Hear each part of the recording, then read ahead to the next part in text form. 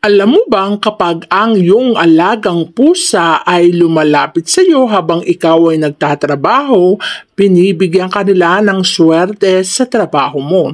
Kapag naman hindi sila umaalis sa tabi mo, sila ay nagbibigay ng malasakit at pagmamahal sa iyo. Kung gaano mo minamahal ang alaga mong pusa, ganun din ang pagmamahal na ibabalik nila sa iyo. Kaya naman nais ka nilang bigyan ng pagmamahal, proteksyon, pagkalinga, at nais din nilang ibigay ang blessing sa iyong tahanan.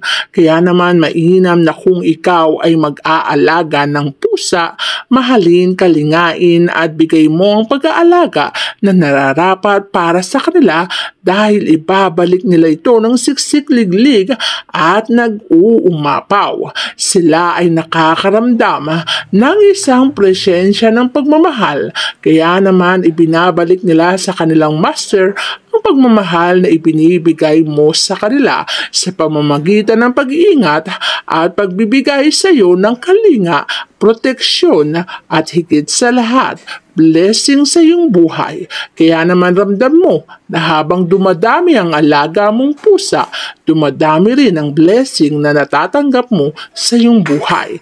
Kaya swerte ang mag-alaga ng pusa.